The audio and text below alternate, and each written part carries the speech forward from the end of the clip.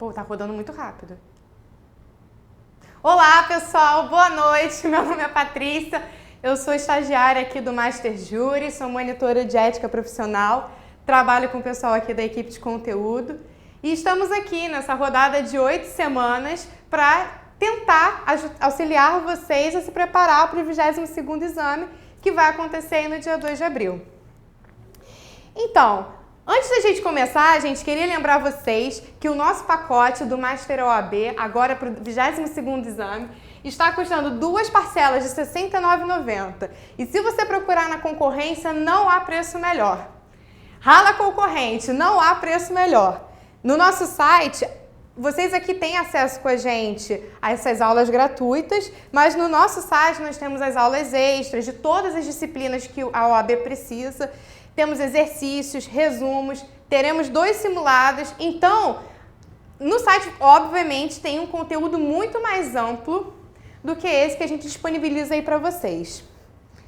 Gente, então assim, antes da gente começar a falar sobre ética mesmo, hoje a gente vai ver o tema de atividade da advocacia, eu gostaria de mostrar para vocês o quão importante é a matéria de ética profissional para a prova da OAB. A matéria de ética é uma matéria que não é vista normalmente nas faculdades. A maior parte das faculdades não cobre esse tema. Eu, por exemplo, não tive, sei que eu também não vou ter. Mas é a matéria com maior número de questões na prova da OAB. Eu fiz um esqueminha aqui, a prova tem cerca de 80, tem exatamente 80 questões. E nós precisamos de 40 questões para obter a aprovação, ou seja, 50% de acertos. Não é uma quantidade tão absurda se a gente for pensar nos concursos públicos.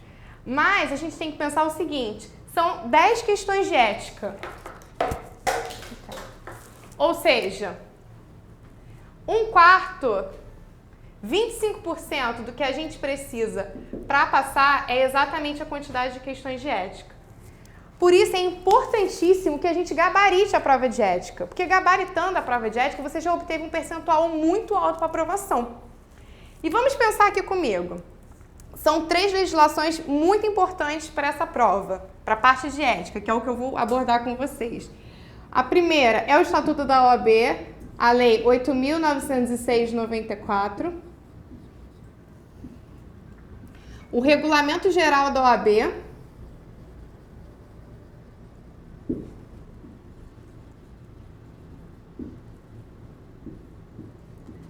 e também o novo Código de Ética e Disciplina. Recomendo a vocês que a primeira vocês procurem mesmo no site do Planalto Gov, como a gente costuma procurar todas as legislações. Já as 2 seguintes, eu recomendo que vocês busquem no site da OAB. Não digitem no Google diretamente Código de Ética e Disciplina, porque teve uma mudança dele em 2015. Então, pode ser que quando vocês digitem no Google, apareça o código antigo e não o atualizado que já está sendo cobrado nas provas. Então, esses 2 vamos buscar na prova da OAB, no site da OAB, e o de cima, Planalto Gov. Quando eu estava preparando a aula para vocês, eu preparei um esquema de estudo de legislação, que inclusive será disponibilizado ao fim da aula juntamente com os slides. E o que eu observei? O Estatuto tem 87 artigos. O Regulamento tem 158. E o Código de Ética e Disciplina tem 80 artigos. Ou seja, se a gente somar essas 3 leis aqui, nós teremos um total de 325 artigos. Para um total de 10 questões. Então, é importantíssimo que agora, para acompanhar não só as minhas aulas, como as aulas mesmo do professor de ética, que vocês tenham essas 3 leis em mãos, 3 regulamentos, o novo Código de Ética e Disciplina em mãos, e vão acompanhando, e além disso, que vocês leiam esses 325 artigos pelo menos umas 2 vezes, ou seja, dariam 650 artigos, até mais ou menos a data da prova. Por quê? Vamos pensar comigo. Civil, o Código Civil são 2.466 questões. Artigos, desculpa. E são apenas 7 questões. Ou seja, a chance da gente gabaritar civil é muito inferior, porque você tem uma matéria muito mais ampla, muito mais extensa para uma quantidade de questões muito menor. Já aqui, nós temos 10 questões para 325 artigos. Ou seja, é interessante, então, que vocês tentem gabaritar e leiam exaustivamente esses artigos, ok? Então, e aí, galera, me diga aí, de que cidade que vocês estão? A gente está falando aqui do Rio de Janeiro. E vocês estão falando de onde? Me digam aí. Mas então, como eu ia dizendo antes disso, 10 questões para ética. Vamos gabaritar a ética, é esse o objetivo. Depois, fica bem mais tranquilo. E é só sucesso. Preparei, então, gente, esse planejamento de leitura para vocês lerem. Então, seria bem importante que vocês fizessem o seguinte. Vocês vão observar que esse planejamento começa amanhã, no dia 7, e ele termina no dia 31 de março. Dá mais ou menos a leitura de 16, 17, 18 artigos. Tem dias que é um pouquinho menos, tem dias que é um pouquinho mais. De qualquer forma, eu liberei vocês do carnaval. Agora, final de semana não. Então, gente, esquece o chopp do final de semana, dá tchau pro namorado, ok? Foco na carteirinha vermelha, por favor. Então, galera, vamos lá. Vamos começar com as atividades da advocacia. Joga aí para mim, por favor, o slide. Hoje, nós teremos nossa primeira aula. A gente fez aqui o raio-x, né, das questões da OAB e de como elas caíram, a porcentagem do quanto os conteúdos caíram. Hoje nós temos o conteúdo que foi o quarto conteúdo que mais caiu, da atividade da advocacia. Nossa próxima monitoria, daqui a 2 semanas, no dia 20, vai ser dos direitos dos advogados. Aqui caiu aproximadamente 21%. Depois, no dia 20 de março, nós teremos nossa terceira monitoria. Eu vou falar com vocês das infrações e das sanções disciplinares. E a última, no dia 27, uma semana mais ou menos antes da prova. Até lá vocês já vão ter lido praticamente 2 vezes toda a legislação. Nós vamos ter o Código de Ética Profissional, ok? Para a aula de hoje, eu vou abordar exatamente 3 artigos. O artigo 1º da Lei 8.906, que é o Estatuto da Advocacia. O artigo 5º dessa mesma lei e o artigo 5º do Regulamento da Ordem. Então, por favor, gente, já tenham aí em mãos tanto essa lei quanto o regulamento da OAB, ok? Vamos começar então com o artigo 1º. São atividades privativas da advocacia. Então, a gente sabe, lá pelo artigo 133 da Constituição, que a advocacia é indispensável à justiça. Mas já que ela é indispensável à justiça, quais seriam os critérios para a gente ser advogado e, ademais, quais seriam os critérios quais seriam as atividades privativas? No que o advogado pode atuar? Já que ele é indispensável à justiça, quais são as atividades que somente ele pode atuar? Para a gente ser advogado, inicialmente, nós temos que cumprir 3 requisitos. O primeiro, ser bacharel em direito. Então, tecnólogo em atividades judiciais, nada disso. Bacharel em direito, ter cursado a faculdade de direito. Em segundo lugar, prestar o exame da ordem e ser aprovado, que é o objetivo pelo qual estamos aqui.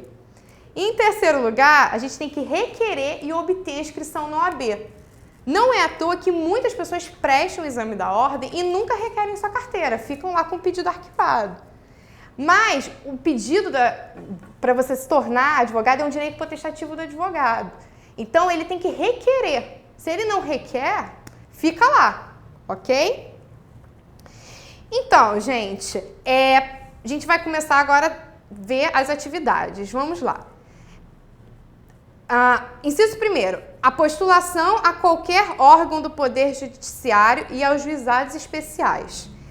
O que acontece aqui? A gente vai ver que esse inciso 1º ele tem uma mitigação, ele não é absoluto, e a gente vai ver que existe uma restriçãozinha aos juizados especiais. Inciso 2º, as atividades de consultoria, assessoria e direção jurídica, A gente percebe, então, que o inciso 1º, ele trata de atividades judiciais, enquanto que o inciso 2º, assim, ele trata de atividades extrajudiciais, ok? Mas a gente não pode ter um assessor jurídico, um consultor, mesmo que um contador, não sei, um corretor de imóveis entenda muito de direito, ele não pode prestar assessoria jurídica. Quem tem que prestar assessoria jurídica, ser de direção jurídica de empresas, sociedades empresárias, quem tem que estar ali atuando é o advogado.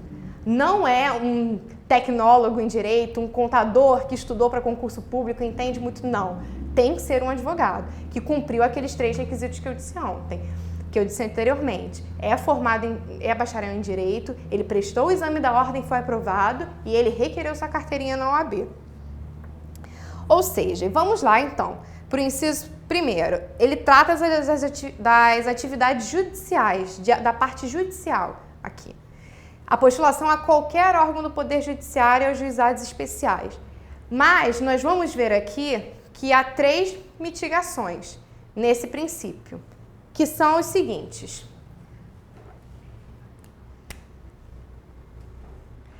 O primeiro é o artigo 9º da Lei 9.099, que é o quê? Até 20 salários mínimos.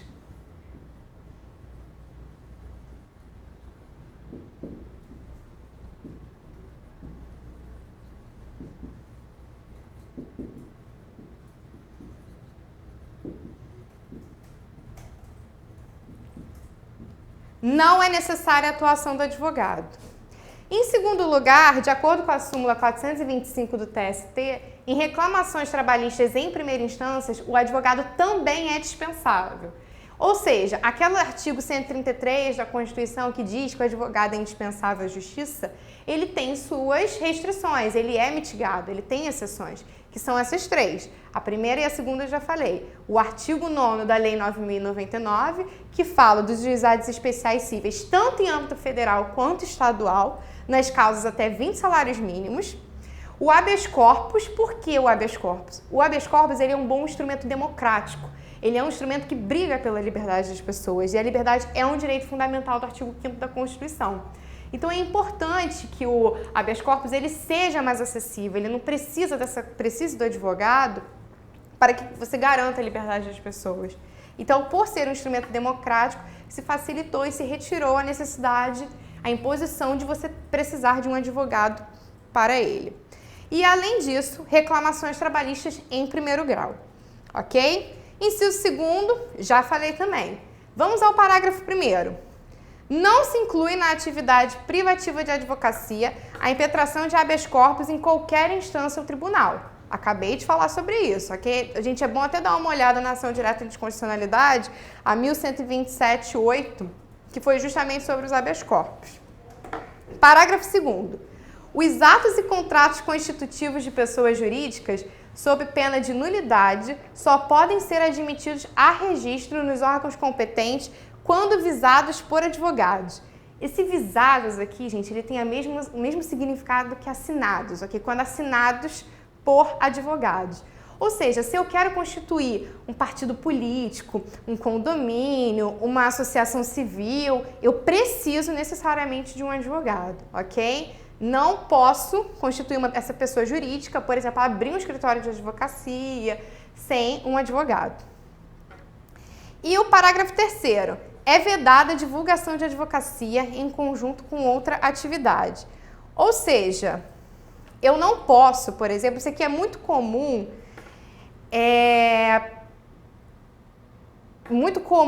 que em escritórios, por exemplo, de direito imobiliário, não escritórios de direito imobiliário, corretoras imobiliárias.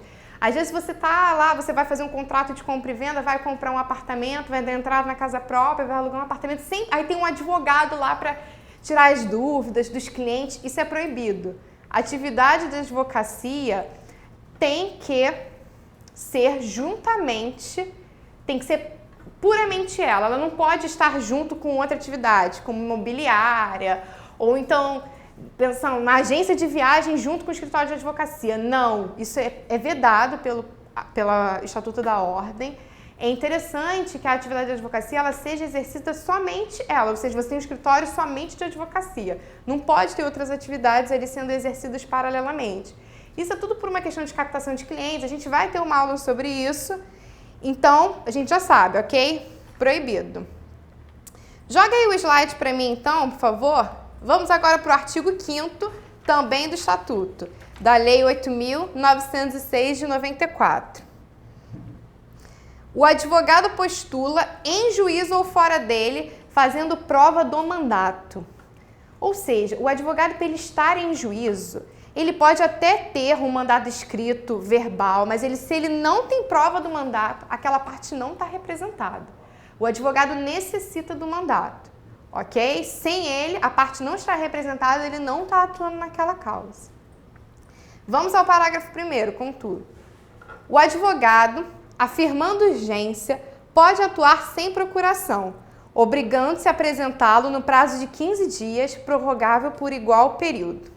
Então, olha só, a gente vê aqui, a gente percebe aqui que há a necessidade da urgência.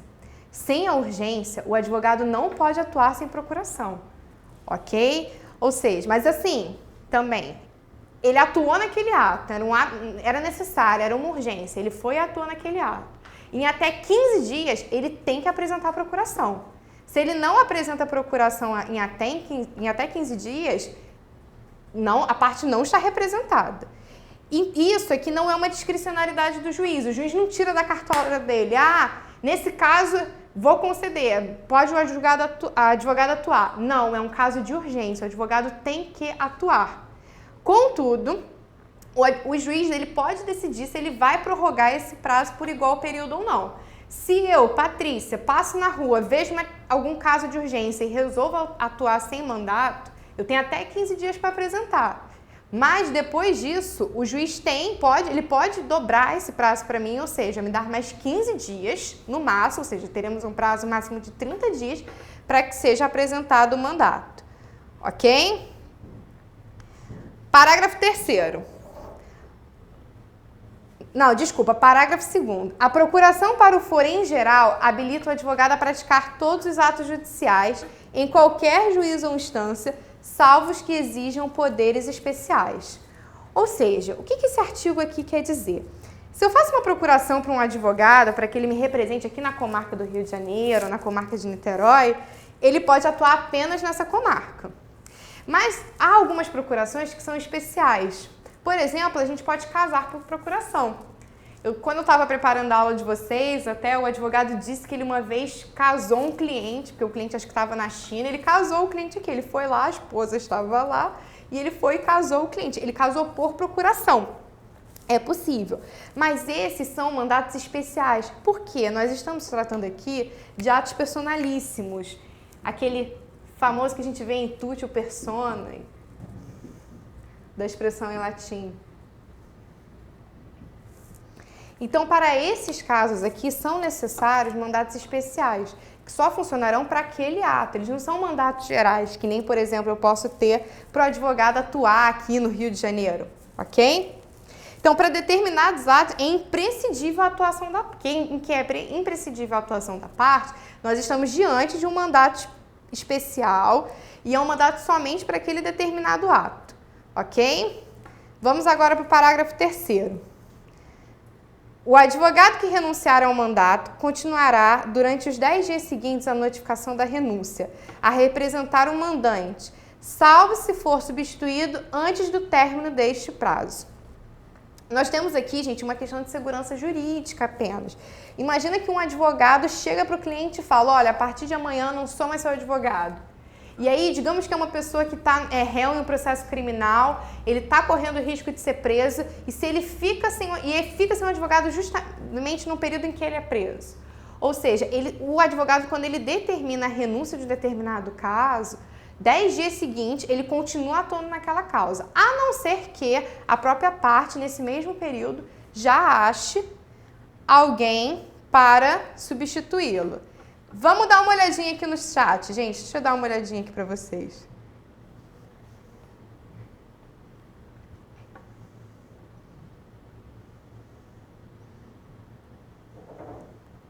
Poxa, então, gente de São José do Rio Preto, São Paulo. Nossa, olha, Miriam de Porto Alegre, Rio Grande do Sul, Sorocaba, Porto Alegre, Goiânia, Espírito Santo, Niterói, aqui do Rio, aqui pertinho. Isso aí, galera, 10 e ética, gabaritando, olha, do dia 2, falta só um pouquinho para a prova. Vamos lá. E agora, gente, o próximo artigo, o último, que a gente vai trabalhar hoje, que é o artigo 5º do regulamento da OAB, ok?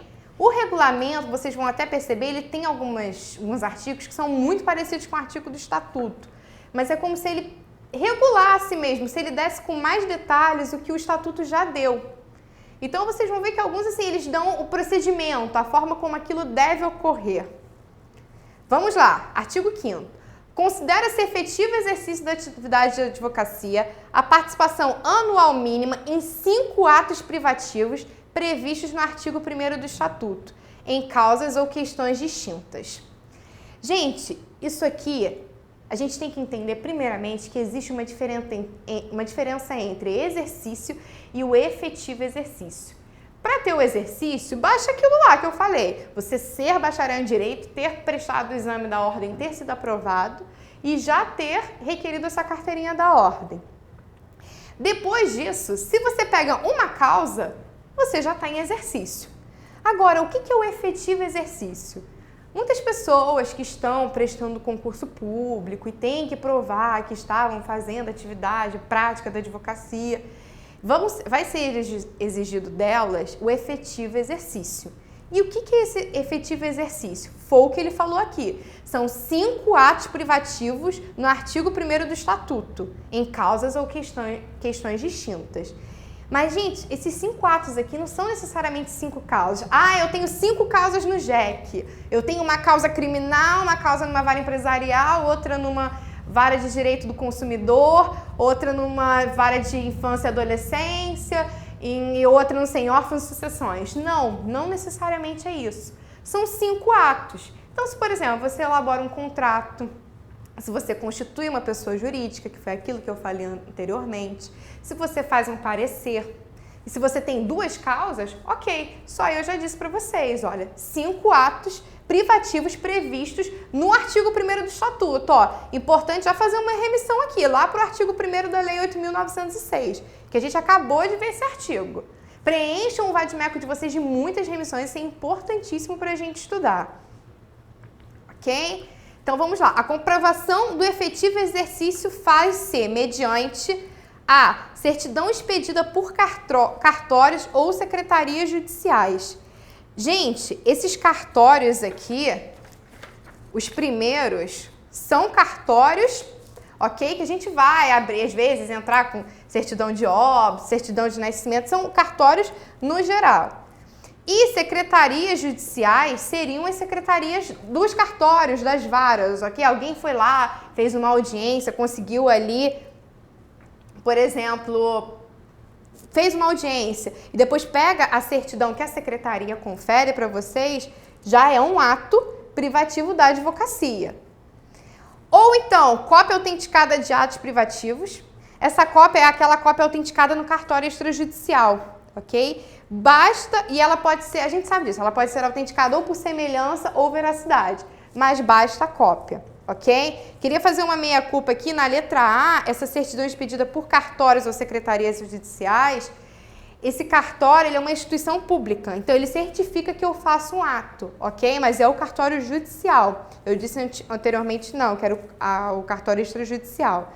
E na letra C, certidão expedida pelo órgão público no qual o advogado exerce a função privativa do seu ofício, indicando os atos praticados.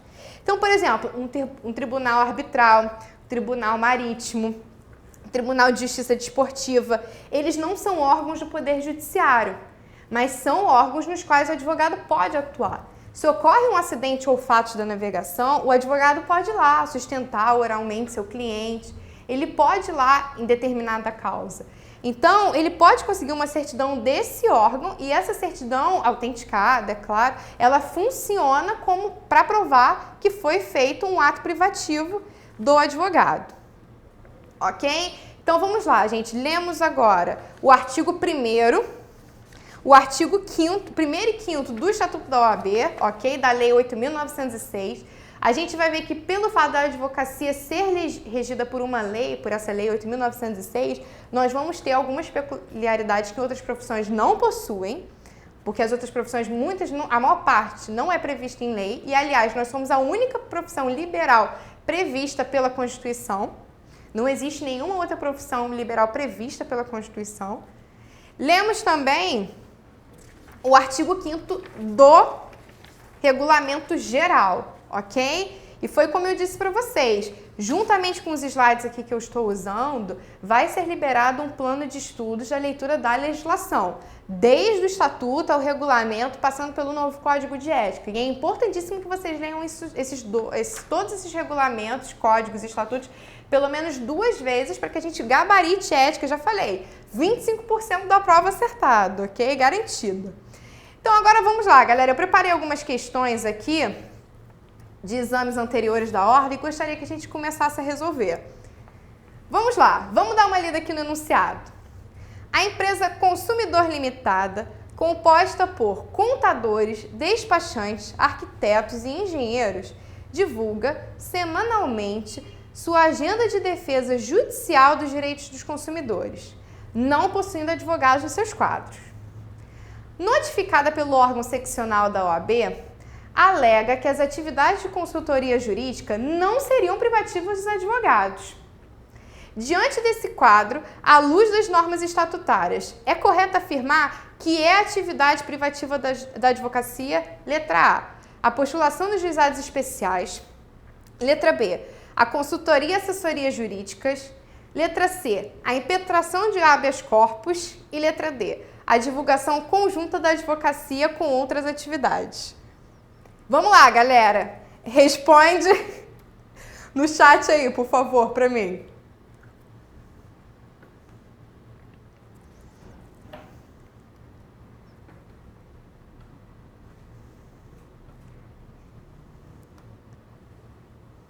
Tô esperando, hein, galera? Cadê a resposta de vocês?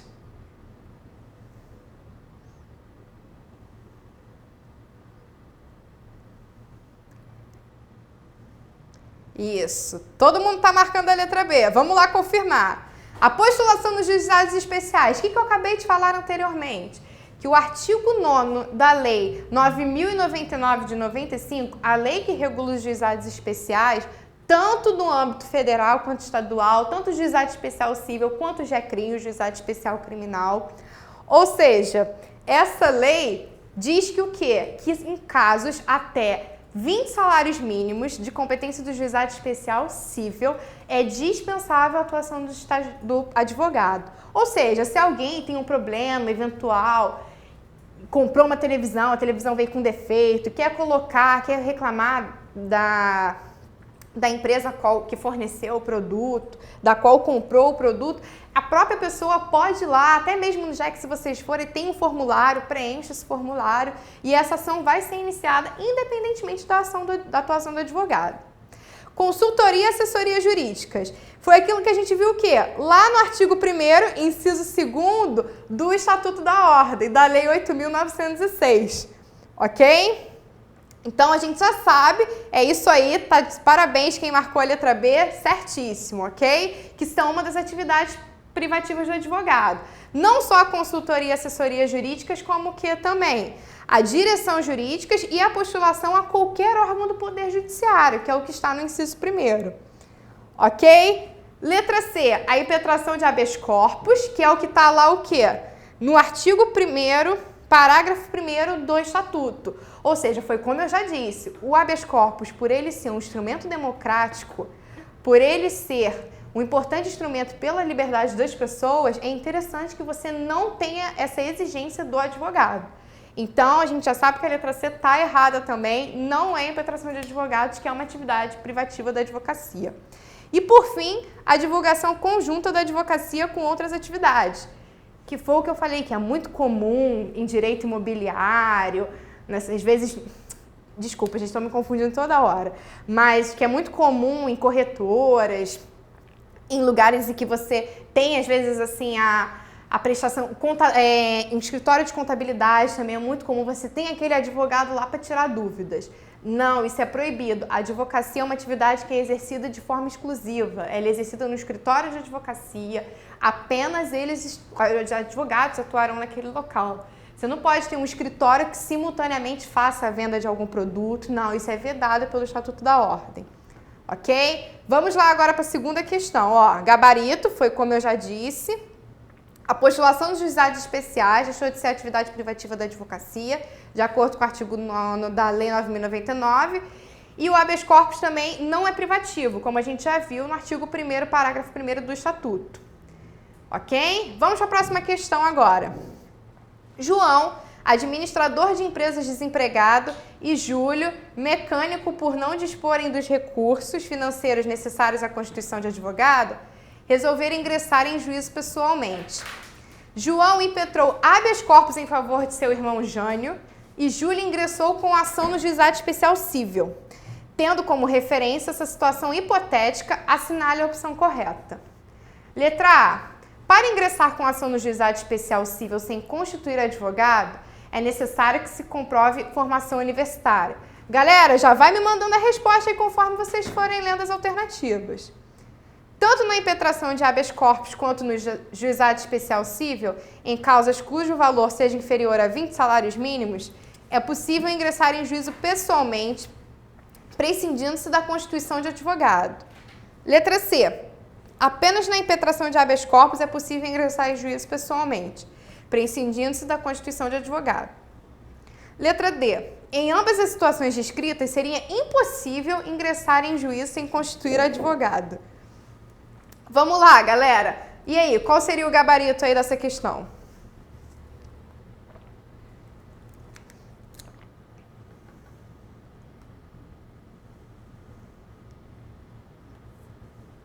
Hein, galera? Me diga aí, qual seria o gabarito? A, B, C ou D?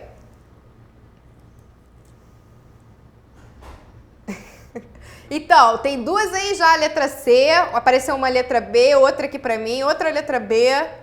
Então, outra B, B de Bernardo, e aí? Letra B, então, galera, tanto na impetração de habeas corpus quanto no juizado especial cível, em causas cujo valor seja inferior a 20 salários mínimos, é possível ingressar em juízo pessoalmente, prescindindo-se da constituição de advogado.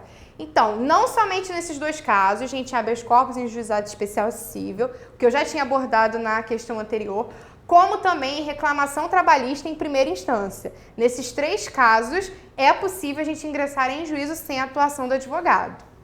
Vamos lá, ó, gabarito letra B. De acordo com o artigo 1º do Estatuto da OAB, o que eu já tinha falado anteriormente, ok? Até 20 salários mínimos em primeira instância nos juizados especiais cíveis, estaduais, tanto como nos federais, como eu também já disse.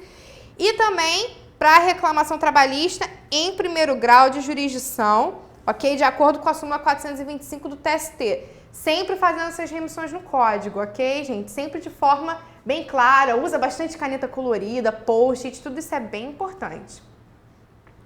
Vamos lá, próxima questão. Esculápio. Gente, eu adoro esses nomes dessas questões. Eu tenho um professor na faculdade que é Tício, Caio, Meves, Semprônio, os nomes são os melhores.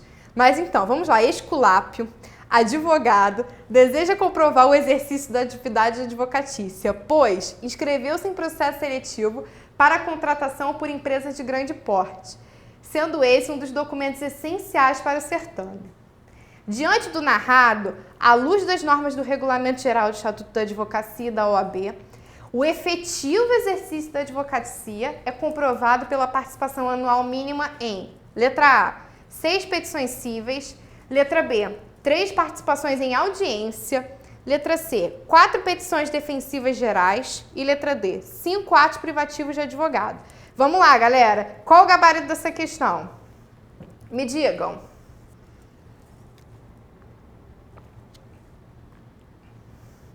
Isso aí. Letra D, nossa! Isso aí, ó. Todo mundo, ó, acertando, gabaritando ética. Isso aí, ó. 5 atos privativos de advogado. Foi aquilo que a gente viu aonde? Lá no artigo 5º do Regulamento da Ordem. ok? Considera-se efetivo o exercício da atividade de advocacia a participação anual mínima em 5 atos previstos no artigo 1º desse mesmo estatuto. Quais são lá os atos privativos previstos no artigo 1º, que a gente viu? São aquelas atividades judiciais, ou seja, a atuação no poder judiciário, bem como o quê? A assessoria, a direção e as atividades de consultoria, que são atividades extrajudiciais. O efetivo exercício, gente, como eu já disse, é diferente do exercício. O exercício, basta você ser já lá, basta ser bacharel em Direito, o que mais? Ter sido aprovado no exame da ordem e ter requerido sua carteirinha.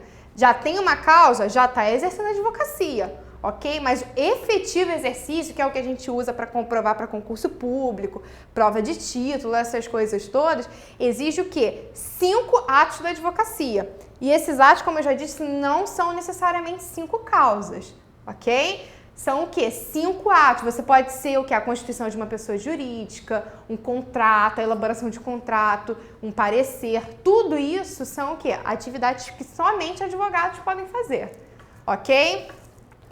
Vamos agora para a próxima questão. Um advogado é contatado por cliente que está em viagem ao exterior sem data de regresso para representá-lo em processo de natureza civil em curso. O advogado, diante da urgência da atuação, requer o ingresso nos autos, postulando pela apresentação posterior do instrumento de mandado no prazo estatutário. Quanto ao referido prazo, assinale a afirmativa correta. Ou seja, gente, nós vimos 3 artigos hoje, hein? O artigo 1º e o artigo 5º do Estatuto da Lei 8.906, e vimos também o que? O parágrafo 5º, o artigo 5º do Regulamento da Ordem. Nenhum desses artigos que a gente viu, nesses 3, eu falei da necessidade do mandato para a atuação de um advogado. Ou seja, para alguém ser representado em alguma causa por um mandato, deve existir a necessidade de um mandato, porque é através do mandato que a gente outorga, a gente concede poderes ao advogado para ele atuar em nosso nome. Então, sem mandato, essa pessoa não está representada.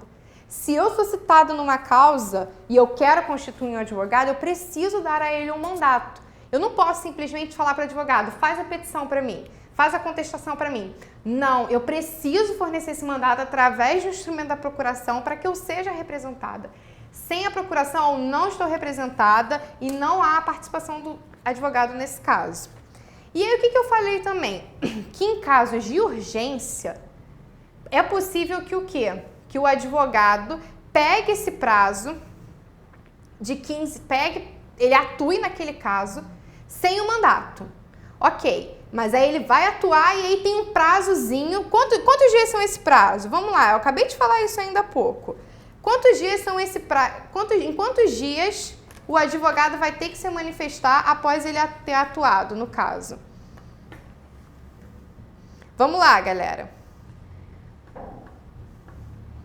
Quantos dias são necessários para ele apresentar o mandato após ele ter atuado de forma urgente?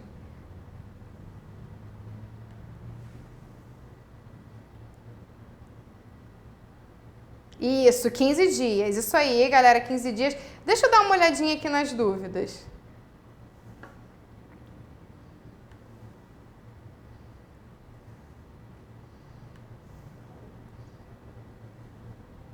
Isso, 15 dias, isso mesmo.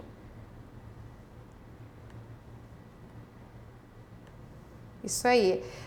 Alguém perguntou aqui sobre o PJE. Isso, acabei de ver aqui a questão do PJE. O PJE é o sistema online da Justiça do Trabalho.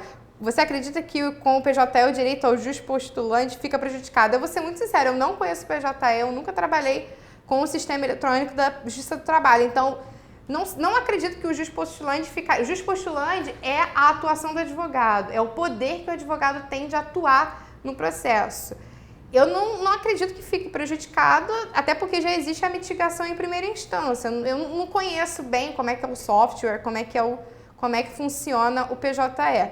Galera, o material da monitoria, acredito que já tenha sido liberado, já foi liberado, ó, tá aqui embaixo. E olha só, galera, clica aí embaixo também para assinar o nosso plano de 2 vezes R$ 69,90, ok? Nosso pacote são o quê? 2 vezes R$ 69,90, aulas extras de todas as matérias, direito civil, penal, constitucional, todo o conteúdo ali da prova da OAB está coberto. Exercícios, temos várias aulas de resolução de exercício também, ok? Além, só atualizar a página, ó, Yasmin acabou de falar aí pra gente, só atualizar a página que o material já vai estar lá. Também vai estar todo esse plano de legislação que eu fiz para vocês, que é para começar a ser feito amanhã, ok? Só tem mesmo um intervalinho aí do carnaval, o restante, ó, sábado e domingo, todos os dias com foco para a prova da OAB, ok? E além disso, materiais extras, aulas extras, exercícios, 2 simulados que nós vamos elaborar para vocês. Então, esse conteúdo todo por 2 vezes R$ 69,90. Não há preço melhor no mercado, gente. Não tem como ter preço melhor no mercado, ok? Então, vamos lá. Já vi aqui que a galera colocou 15 dias, ok?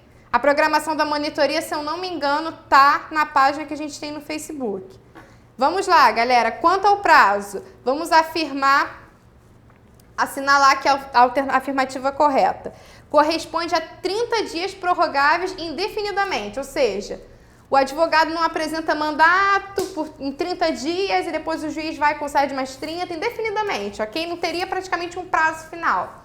Será que é essa a alternativa? Até por uma questão de segurança jurídica. Uma coisa que eu queria falar para vocês, a prova de ética tem muita coisa de bom senso. Vamos até pensar aqui, mesmo que vocês não conhecessem o estatuto, corresponde a 30 dias prorrogáveis indefinidamente. Ou seja, aí um advogado vai ficar atuando numa causa sem mandato indefinidamente? E a questão da segurança jurídica? Como é que a gente vai saber quem é realmente o advogado da causa? Entendeu? Então, assim, essa questão aqui, essa alternativa, por um puro bom senso, não precisava conhecer a letra da lei, entendeu? Não precisava ter um conhecimento, ter lido o estatuto, ter lido regulamento. Não, uma questão de bom senso a gente já eliminava essa questão. Letra B. É fixado pelo juiz de acordo com a complexidade do processo. Será que é isso? Aí num processo mais complexo, às vezes um hard case, esse prazo vai se prolongando indefinidamente, o juiz que vai determinar? É de 15 dias prorrogáveis por igual período. E letra D, será fixado de acordo com o procedimento adotado no processo. Ou seja, a gente percebe aqui, olha só, vamos pensar bem nessa questão. A letra B e a letra C são muito parecidas. Ou seja, é fixado pelo juiz de acordo com a complexidade do processo. E a letra D, será fixado de acordo com o procedimento adotado no processo. Ou seja, se é um procedimento simples, o prazo seria baixo. Se é um procedimento mais elaborado, mais complexo, o juiz ia determinando mais prazo e o prazo ia correndo indefinidamente. Ou seja, a gente percebe que tanto a letra A, a letra B e a letra D, por mais que vocês não tivessem um conhecimento do estatuto, são opções que a gente conseguiria descartar por um mero bom senso. Não é necessário uma leitura da lei tão profunda. Ou seja, vamos lá, galera. Vocês já me falaram aí de onde vocês são, a gente já combinou que a gente vai gabaritar a ética nessa prova. Não existe outra opção, além de gabaritar a ética. Qual seria, então, a alternativa aqui? Letra A, B, C ou D? Por um bom senso e pelo que a gente viu hoje aí. Qual seria a alternativa?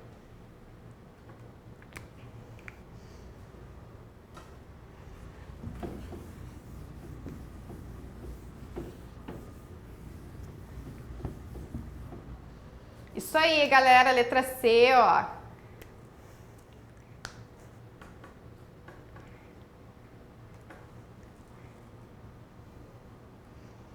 Isso aí, ó. Todo mundo, ó, a galera toda gabaritando todas as questões. Já marcamos aí, letra C é de 15 dias prorrogáveis por igual período. E foi como eu disse para vocês, não é uma discricionariedade do juiz. Se é um caso de urgência, o juiz tem que determinar que o advogado atue naquele caso, ok? Ele vai atuar, mas em até 15 dias, prorrogáveis por mais 15, aí sim cabe a discricionariedade do juiz. O juiz é que vai determinar se vai conceder mais 15 dias ou não. É a escolha dele. Mas se é um caso de urgência, não interessa, ok? O juiz tem que tem que autorizar que o advogado atue na causa. Mas em até 15 dias, o juiz o advogado vai ter que apresentar o mandato. Então, gente, hoje nós estudamos 3 artigos. O artigo 1º do Estatuto da OAB, que é a Lei 8.906. O artigo 5º desse mesmo estatuto e também o artigo 5º do Regulamento da Ordem. Só para a gente fazer uma revisão aqui rapidinha, porque o nosso tempo já está acabando, faltam só 4 minutinhos.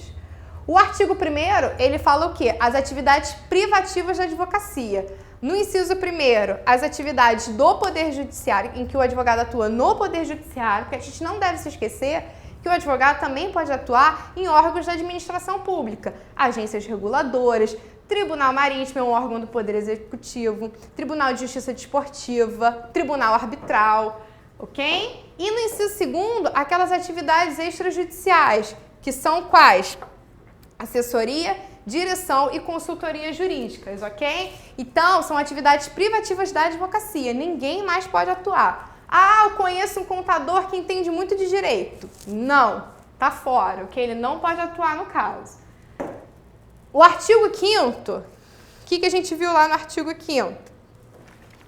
Que o advogado, ele postula em juízo ou fora dele, fazendo o quê? Prova do mandato, ok? E que o mandato o quê? Em casos de urgência, a gente acabou de fazer a questão, ó. Ele tem que, o advogado pode atuar sem mandato, mas num prazo de 15 dias, prorrogável por mais 15. Ok? A procuração para o foro, que também, ele em geral, habilita o advogado em geral para todas as atividades, todos os casos que são necessários, atos necessários, mas em determinados atos que são personalíssimos, o que é necessário? Uma procuração específica, ok? Não pode ser uma procuração qualquer.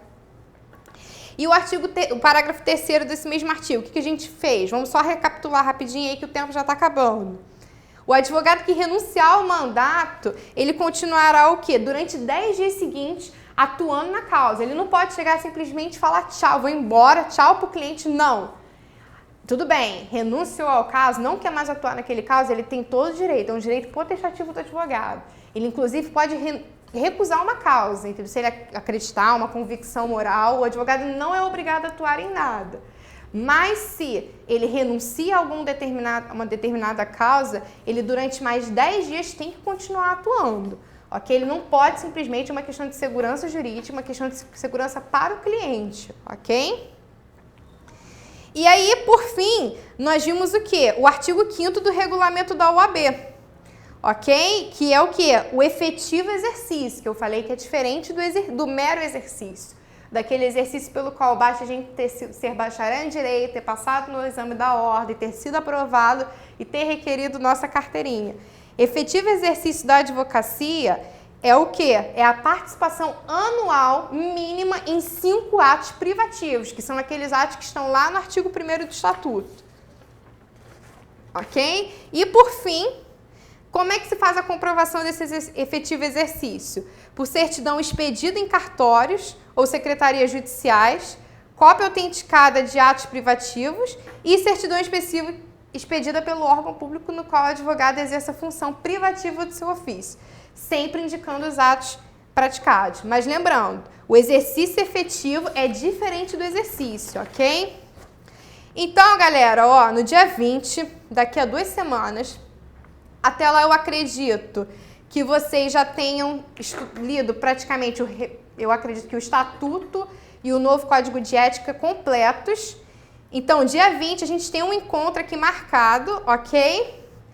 A próxima aula vai ser sobre os direitos dos advogados, que foi o tema mais cobrado na última aula, na última prova da OAB, no 21º exame. Ok? A próxima aula vai ser de processo do trabalho. A aula de ética vai ser na quinta-feira, não é isso?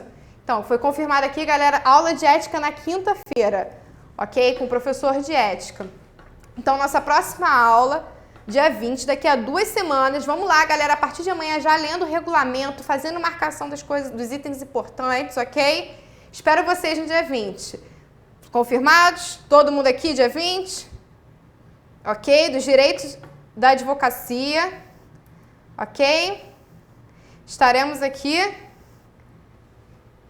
Posso abordar direito pro bono na próxima aula, sim. Tá bom? Beijo, pessoal. Até a próxima no dia 20, ok?